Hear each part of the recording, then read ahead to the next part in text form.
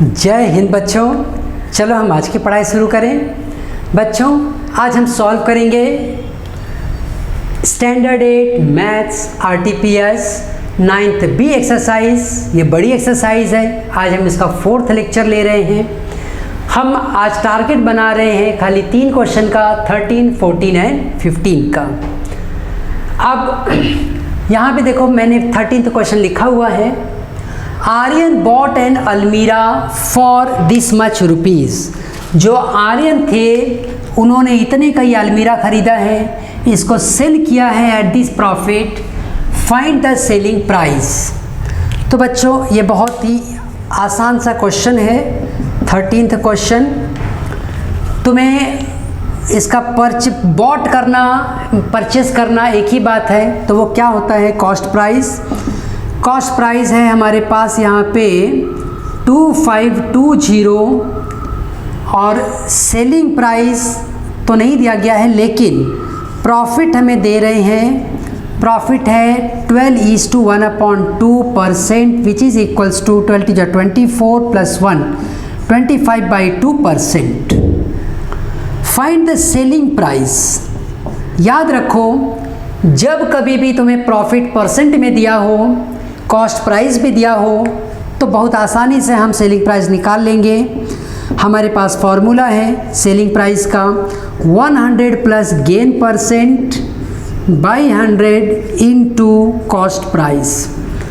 अब तुम यहाँ पर लिखो selling price equals to 100 plus gain percent कितना था 25/2 upon 100 into cost price 2520। Value देखो बहुत ही आराम से रखना है, समझ कर रखना है। अब यहाँ पे देखो मैं पहले सॉल्व कर लेता हूँ। सेलिंग प्राइस पहले ब्रैकेट में ऊपर सॉल्व करता हूँ। 200 प्लस 25/2, ये 100 है। ये जब नीचे से ऊपर जाएगा तो इंटू 1/100 बनेगा, और ये 2520। ये सब कुछ कहाँ हो रहा है? ब्रैकेट के अंदर। Selling price now equals to 225/200 into 2520। अब हम आगे बढ़ते हैं। 225 ब्रैकेट की अब ज़रूरत नहीं रही, अपॉन 200 इंटू 2520 में से ये कट कर लो। 2 से कट करो 10 आ गया, 2 से कट करो 1, 2 2 जा 4 है ना, 2 1 जा 2, 2 2 जा 4, 2 6 जा 12। अब देखो तुम्हें ये 10 है, यहाँ पर कट करके छोटा नहीं करना है, जैसे है वैसे ही अब रहने दो। 225 है इंटू 126 कर लो। 6 5 जा 30 का 3 गया, 6 2 जा 12 और 3 15 का 1, 6 2 जा 12 एंड 1 13, और फिर 2 से 2 5 जा 10 का 1, 2 2 जा 4 1 5, 2 2 जा 4, बाद में 5 2 2 0 आ गया, 5 आ गया, 13 आ गया, 4 2 6 1 7 7 and 1 8, और ये 2 0 5 10 13 का 1 1 गया, तो 4 1 और 2 6 6 and 2 8 और 2। अब यहाँ पे तुम लिखोगे 28350 अपॉन 10। ये 0 0 काट दो, इसीलिए मैंने कहा था जब मल्टीप्लाई करना ही है ना तो मल्टीप्लाई कर लो। अब आराम से 0 या तो डेसिमल में यूज़ हो जाता है या तो काट सकते हैं। तो सेलिंग प्राइस हमें मिल गया 2835 रुपीज़ कि इतने में उस अलमीरा को अगर वो बेचेंगे, कौन? आर्यन, तो उन्हें मिलेगा 12:1/2% का प्रॉफिट। बहुत ध्यान देना वैल्यूज़ जैसे पुट कर रहे हो उसके ऊपर। अब आगे चलो बढ़े और अपने 14th क्वेश्चन को ले लेते हैं हम लोग। देखते हैं हमारा 14th क्वेश्चन क्या कह रहा है हमसे।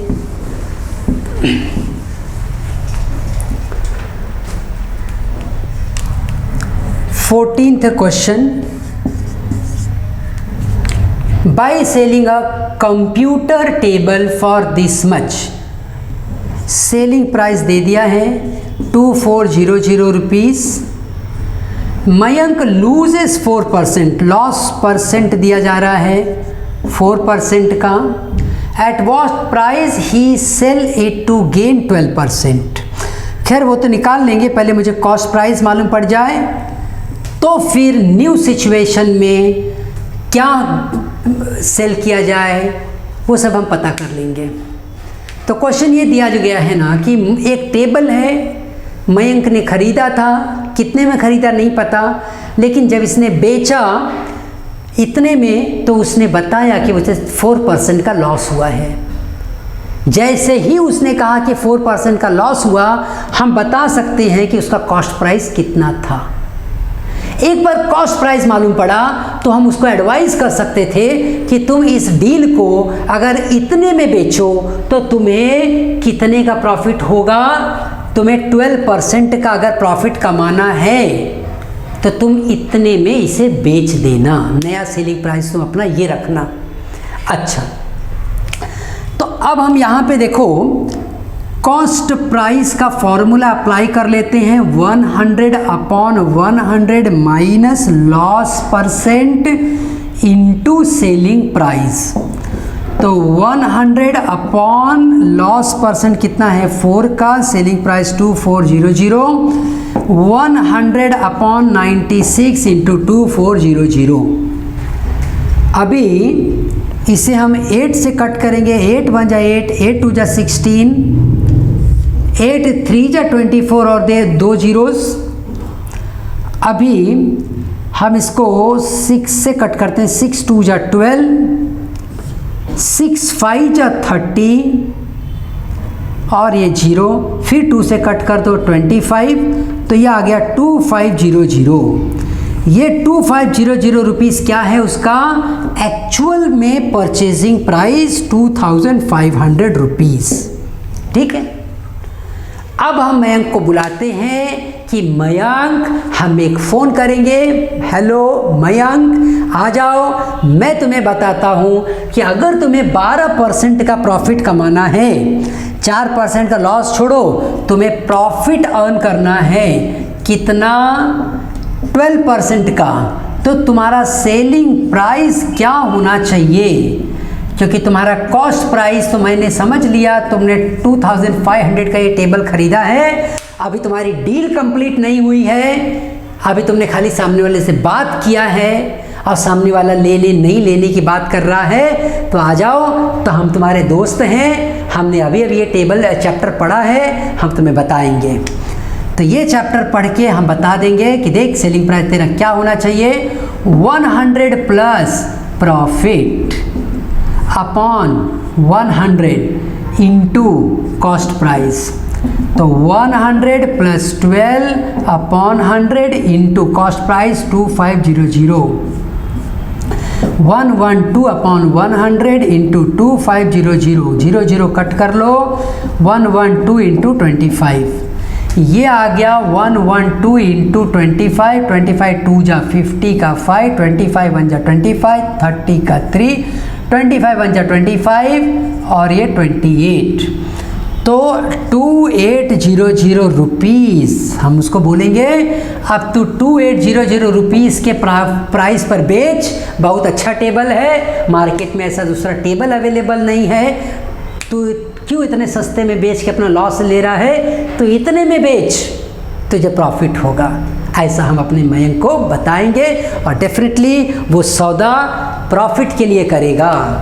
अच्छा, अब उसके बाद हम अपने 15th क्वेश्चन की तरफ आगे बढ़ेंगे, जो काफ़ी अच्छा सा क्वेश्चन है। देखो, by selling a stool for rupees this much, a carpenter loses 20%. How much percent would he gain or lose by selling it for this much rupees? ये दोनों केस में एक ही बात है, हमें कॉस्ट प्राइस तो पता नहीं है, सेलिंग प्राइस हमें पता है 265 का, लॉस कितने का हुआ है उसका 20% का है ना, या 20% का क्या हो रहा है उसको लॉस हो रहा है। सेलिंग प्राइस उसने कितना रखा 265 का, ठीक है। इसकी मदद से ना मुझे कम से कम कॉस्ट प्राइस तो मिल जाएगा, क्योंकि हम जानते हैं कि कॉस्ट प्राइस हमेशा क्या होता है 100/100 minus loss percent into selling price. एक बार ये फॉर्मूला दिमाग में बैठ गया तो तुम बड़े आसानी से इसे सॉल्व कर लोगे। Cost price equals to 100/100 minus 20 into कितना था सेलिंग प्राइस 265। तो cost price equals to 100/80 into 265। अब क्या करो, जीरो है तो जीरो जीरो उड़ा लो, कोई दिक्कत नहीं है। बट 265 डायरेक्ट 8 के टेबल में नहीं आ रहा है, तो 265 को 8 से तुम डिवाइड कर लो। 8 3 जा 24, आ गया 2, 8 3 जा 24, आ गया 1। अब डेसिमल पुट करो, 0 आया। 8 1 जा 8, 0, 8 2 जा 16, 4, 8 5 जा 40। तो ये जब तुम कट किए तो तुम्हें मिला 33.125। तो कॉस्ट प्राइस अब हम निकालेंगे 33, ये डेसिमल हट जाएगा 1.25। ये इतना रुपीस क्या था इनका कॉस्ट प्राइस, ये था इनका कॉस्ट प्राइस। अच्छी बात है ये कॉस्ट प्राइस। अब कॉस्ट प्राइस तो मालूम पड़ गया कि भाई 331 में आपने ख़रीदा है, सेलिंग प्राइस 265 रखा है। तुम भी इस टेबल को बेच रहे हो, भाई कारपेंटर हो, क्यों बेच रहे हो, लॉस हो रहा है। इनको मयंक ने बताया था कि जाओ इनके मेरे फ्रेंड से बात करो, वो आपको बताएगा कितने में बेचना है। तो इन्होंने भी अपने को फ़ोन किया, हमने बोला रुकिए हम आपको बता देते हैं। आपकी कॉस्ट प्राइस इतनी है, हाँ, कितना प्रॉफिट कमाना है, बोले हम 380 में बेच देंगे सर। बोले ठीक है, सेलिंग प्राइस तुम्हारा कितना है 380 रुपीज़, यस। तो तुम्हारा प्रॉफिट होगा selling price minus cost price, 380 minus 331.25। सो 380 माइनस 331.25, 10 में से 5 5, बाद में 9 में से 2 7, बाद में 9 में से 1 8, 7 में से 3 4, तो 48.75 रुपीज़ का प्रॉफिट हुआ। अब प्रॉफिट परसेंट कितना है ये पता करना है ना, यही करना है ना। By selling this how much percent would he gain.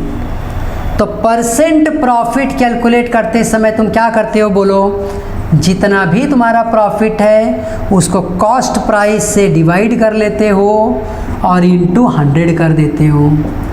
4875 divided by 33125 into 100।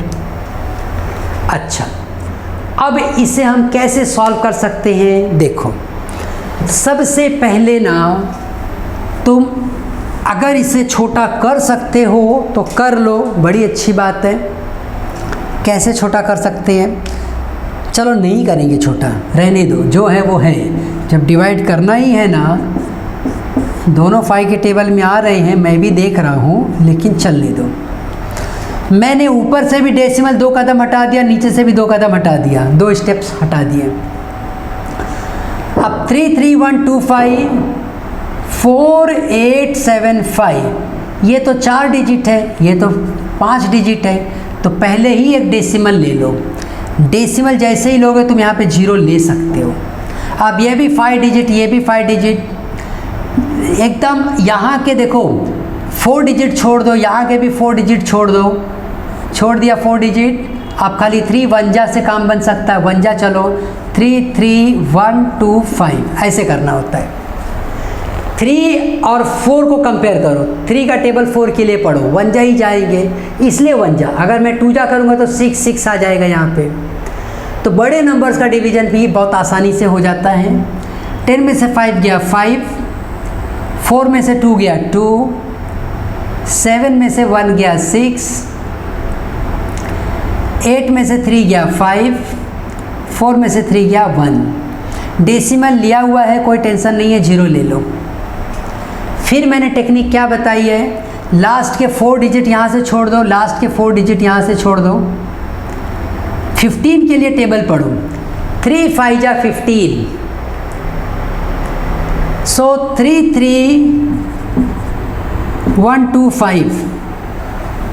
अंदाज ऐसा है कि 5 जा भी थोड़ा ज़्यादा हो जाएगा क्योंकि ये 6 to 5 है, तो नहीं तो तुम 5 से मल्टीप्लाई करके देख लो। 5 5 जा 25, 2 5 2 जा 10, 12 का 1, 5 1 जा 5, 5 3 जा 15 का 1, 5 3 15, 16 आ गया, ज़्यादा हो गया क्योंकि यहाँ से अंदाज मिल रहा था, 3 था, इसके लिए कोई दिक्कत नहीं है।